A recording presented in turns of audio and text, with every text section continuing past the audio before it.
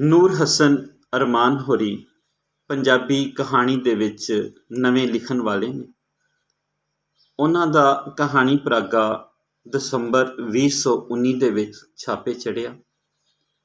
ਉਸ ਕਹਾਣੀ ਪਰਾਗੇ ਦਾ ਨਾਂ ਹੈ ਕਾਨਿਆਂ ਦੀ ਪੌੜੀ।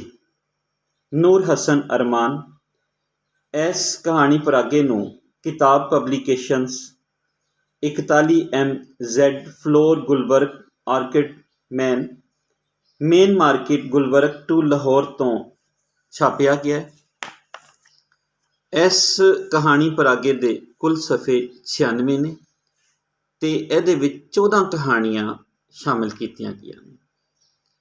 ਇਸ ਕਹਾਣੀ ਪਰਾਗੇ ਬਾਰੇ ਇਲਿਆਸ ਕੁਮਨ ਹੋਰਾਂ ਤੇ ਨਸੀਰ ਬਲੋਚ ਹੋਰਾਂ ਵਰਗੇ ਮੰਨੇ ਹੋਏ ਲਿਖਾਰੀਆਂ ਨੇ ਆਪਣੇ ਖਿਆਲ ਸਾਂਝੇ ਕੀਤੇ ਨੇ। ਇਸ ਤੋਂ ਵੱਖ ਪ੍ਰੋਫੈਸਰ ਡਾਕਟਰ ਅਸਗਰ ਅਲੀ ਬਲੋਚ ਹੋਰਾਂ ਦਾ ਦਿਬਾਚਾ ਵੀ ਇਹਦੇ ਵਿੱਚ ਸ਼ਾਮਿਲ ਹੈ। ਉਹ ਲਿਖਦੇ ਨੇ, ਨੂਰ ਹਸਨ ਅਰਮਾਨ ਦੀਆਂ ਕਹਾਣੀਆਂ ਵਿੱਚ ਸਾਡੀ ਲੁਕਾਈ ਦੀ ਰੂਹ ਤੜਕਦੀ ਹੈ। ਉਹਨਾਂ ਦੇ ਕਿਰਦਾਰ ਸਾਡੇ ਪੇਂਡੂ ਵਸੇਬ ਵਿੱਚੋਂ ਲਏ ਗਏ ਨੇ ਤੇ ਰਾਵੀ ਦੀ ਕਦੀ ਤੇ ਬੋਲੀ ਜਾਣ ਵਾਲੀ ਜ਼ੁਬਾਨ, ਉਹਦਾ ਮੁਹਾਵਰਾ ਤੇ ਰੋਜ਼ਮर्रा ਇਹਨਾਂ ਕਹਾਣੀਆਂ ਨੂੰ ਹੋਰ ਵੀ ਨਰੋਲ ਤੇ ਵਿਸ਼ਾਲ ਬਣਾ ਕੇ ਪੇਸ਼ ਕਰਦਾ ਹੈ। ਇਸੇ ਤਰ੍ਹਾਂ ਆਪਣੇ ਫਲੈਪ ਦੇ ਵਿੱਚ ਇਲਿਆਸ ਕੁਮਨ ਹੋਰੀ ਆਪਣੇ ਵਿਚਾਰ ਇੰਝ ਸਾਂਝੇ ਕਰਦੇ ਨੇ, ਨੂਰ ਹਸਨ ਦੀ ਹਰ ਰਚਨਾ ਹੀ ਪੜ੍ਹਨ ਵਾਲੇ ਤੇ ਆਪਣਾ ਉਚੇਚਾ ਅਸਰ ਛੱਡਦੀ ਹੈ।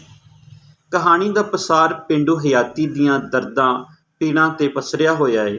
ਕਿਰਦਾਰਾਂ ਦੀ ਸਿਆਣਪ ਮੁਜਬ ਬੋਲੀ ਦਾ ਵਰਤਾਰਾ ਲਿਖਿਆਰ ਦੀ ਲੇਖਣੀ ਦੀ ਪਕਿਆਈ ਦੀ ਦੱਸ ਪਾਉਂਦਾ ਹੈ। ਇਹ ਕਿਸੇ ਕਹਾਣੀ ਦੇ ਚੰਗੇ ਹੋਣ ਦੀ ਦਲੀਲ ਹੁੰਦੀ ਹੈ ਕਿ ਉਹ ਸਾਨੂੰ ਗਵੇੜਾਂ ਵਿੱਚ ਪਾ ਦੇਵੇ। ਇਹ ਨੂਰ ਹਸਨ ਅਰਮਾਨ ਹੋਰਾਂ ਦੀਆਂ ਕਹਾਣੀਆਂ ਦੇ ਹਵਾਲੇ ਨਾਲ ਡਾਕਟਰ ਅਸਗਰ ਅਲੀ ਬਲੋਚ ਤੇ ਇਲਿਆਸ ਕੁਮਨ ਵਰਗੇ ਕਹਾਣੀਕਾਰਾਂ ਦੀ ਰਾਏ ਤੁਹਾਡੇ ਸਾਹਮਣੇ ਰੱਖੀ।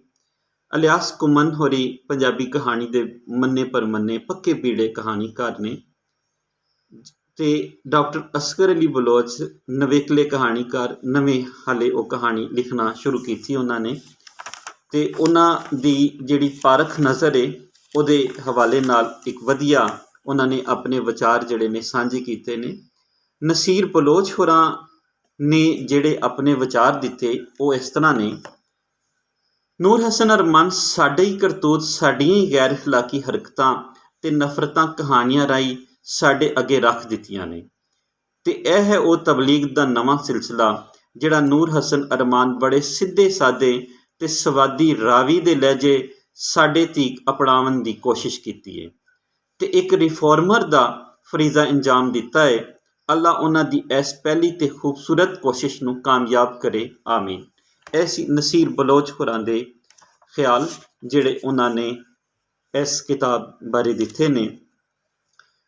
ਪੰਜਾਬੀ ਕਹਾਣੀ ਦੇ ਹਵਾਲੇ ਨਾਲ ਜੇ ਅਸੀਂ ਵੇਖੀਏ ਤੇ 2019 ਦੇ ਵਿੱਚ ਇਹ ਜਦੋਂ ਕਹਾਣੀ ਪਰਾਗਾ ਆ ਰਿਹਾ ਹੈ ਤੇ ਇਹਦੇ ਵਿੱਚ ਜਿਹੜੀਆਂ ਕਹਾਣੀਆਂ ਸ਼ਾਮਿਲ ਕੀਤੀਆਂ ਗਈਆਂ ਨੇ ਉਹਦੀ ਟੋਰ ਜੇ ਤਨਕੀਦੀ ਨਿਗਾਹ ਨਾਲ ਵੇਖੀਏ ਤੇ ਸਾਨੂੰ ਰਵਾਇਤ ਤੋਂ ਅਗਾਂਹ ਨਿਕਲਦੀ ਹੋਈ ਨਹੀਂ ਨਜ਼ਰ ਆਉਂਦੀ, ਪਰ ਰਵਾਇਤ ਨੂੰ ਜਾਣਨਾ ਵੀ ਤੇ ਇੱਕ ਵੱਡੀ ਖੂਬੀ ਹੈ, ਇੱਕ ਵੱਡਾ ਗੁਣ ਹੈ।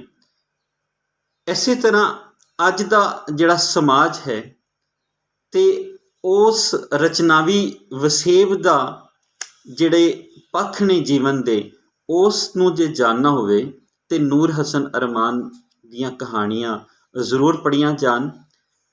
ਉਹਨਾਂ ਦੀਆਂ ਕਹਾਣੀਆਂ ਜੇ ਅਸੀਂ ਦੇਖੀਏ, ਵੇਲ ਗਾਮਾ ਕੁਮਿਆਰ ਜਿਹੜਾ ਸੇਪੀ ਨਹੀਂ ਕਰਦਾ ਪਿਆ, ਸਗੋਂ ਇੰਝ ਲੱਗਦਾ ਹੈ ਕਿ ਉਹ ਗੁਲਾਮੀ ਕਰਦਾ ਪਿਆ।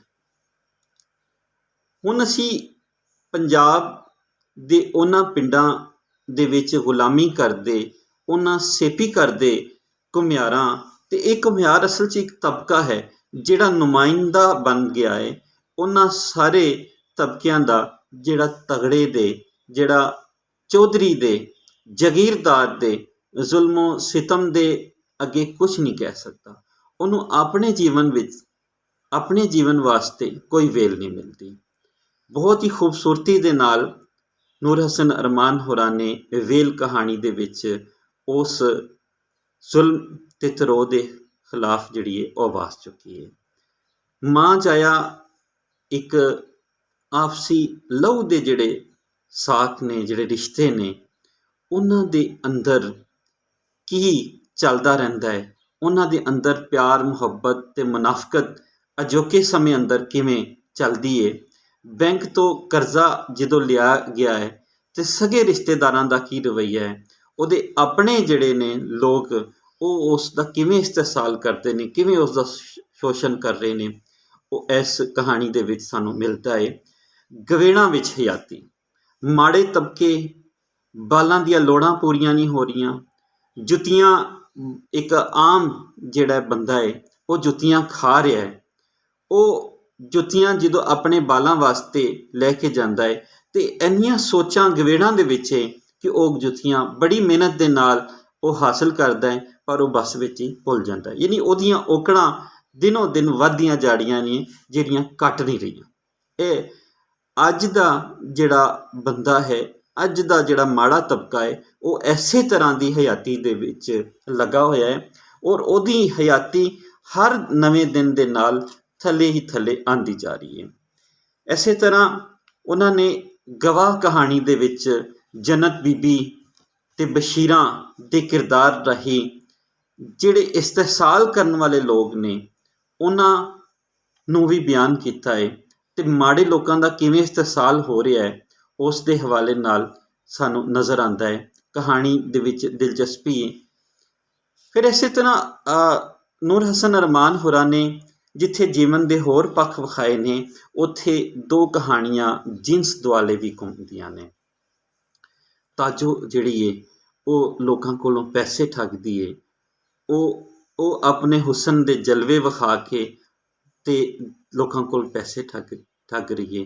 ਪਾਓ ਕਹਾਣੀ ਦੇ ਵਿੱਚ ਵੀ ਜਿਨਸ ਨੂੰ ਮੌਜੂ ਬਣਾਇਆ ਗਿਆ ਹੈ ਕਿ ਦਿਨ ਦੇ ਚਿੱਟੇ ਚਾਨਣ ਦੇ ਵਿੱਚ ਰਿਸ਼ਤੇ ਕੀ ਹੁੰਦੇ ਨੇ ਤੇ ਰਾਤ ਦੇ ਹਨੇਰੇ ਦੇ ਵਿੱਚ ਉਹ ਰਿਸ਼ਤੇ ਕਿਵੇਂ ਬਦਲ ਜਾਂਦੇ ਨੇ, ਤੇ ਉਹ ਜਿਹੜੇ ਜ਼ਾਹਿਰੀ ਤੌਰ 'ਤੇ ਮਾਸੂਮ ਨਜ਼ਰ ਆਉਣ ਵਾਲੇ ਲੋਕ ਨੇ ਉਹ ਅੰਦਰੋਂ ਕੀ ਨੇ।